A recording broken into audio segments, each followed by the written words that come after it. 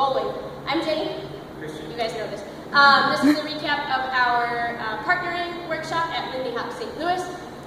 We started by talking about just kind of a model that we use today, just to give ourselves a framework, where we talked about a 3-level pyramid for building a partnership. And at the bottom, we talked about our own individual body movement, the things that we're doing, like our pulse and our movement across the floor, and our quality of movement connecting us to the music.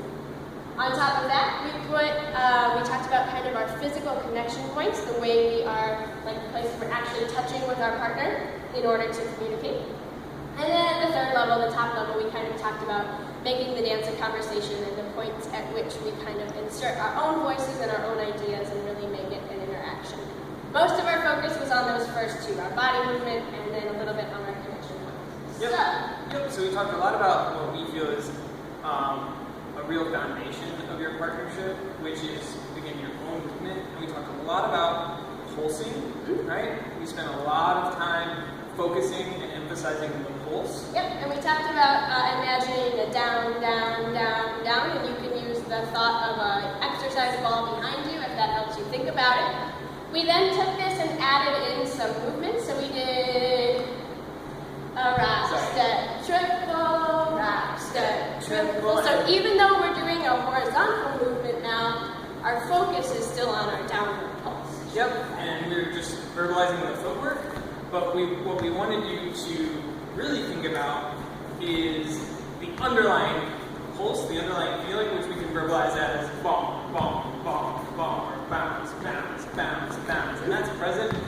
and that's really what's regulating our movement. Jenny already went into the forward and back version of this. These are wonderful things for you to practice on your own, and we encourage you to, again, emphasize the pulse of what you're doing with your own body in these exercises. And then we had you guys dance a little bit on your own. We did basics like tuck turns and pass bys and also swing outs, and focused on how you're moving yourself through those movements, and then we put them in context with our partner. That's probably not something we need to show. But again, the focus was just on having this strong pulse, and once we do that, it's not only what we feel a more fulfilling way to dance, a fuller way to dance alone, but it also helps you connect movements together. It makes everything a little more fluid, and it does help your leading and following when you're using that fullness of movement. Just to back up a little bit, before that we did just simple weight changes. And yes, I'm sorry, and even before that, we did TikToks, which just look like this. They use that same 8-count footwork, a rock, step, triple, and what we focused on here was, again, the pulse, and that our own movement is the source of the lead.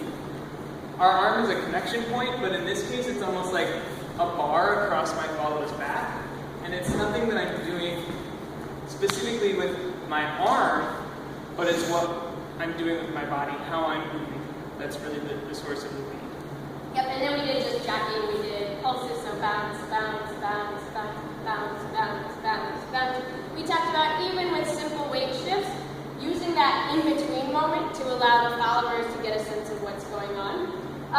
Followers, just really briefly, we gave the note about how our body movement is always our own choice. We do work within a partnership, so we're often given suggestions and movements, but we can always take ownership over the way we're moving our own bodies to both complete and push the movement outside of the boundaries a little bit.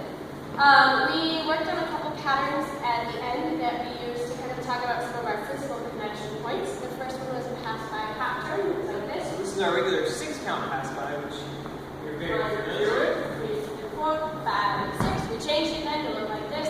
1, 2, 3, 4, 5, 6, 7, 8, 5, 6.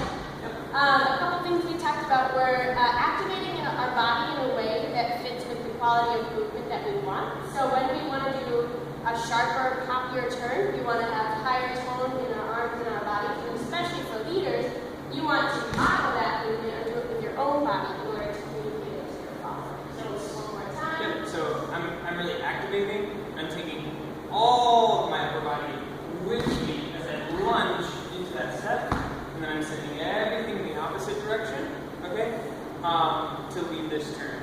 It's not just arm,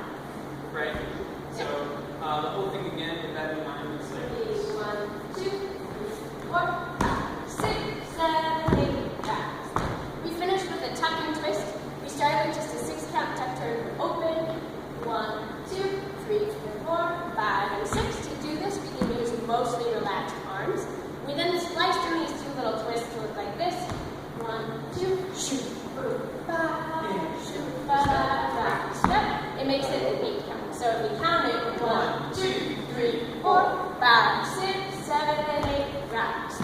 Yep, it starts and ends the same way. And we're also, for this, going to activate our upper body and keep these twists pretty short and sharp.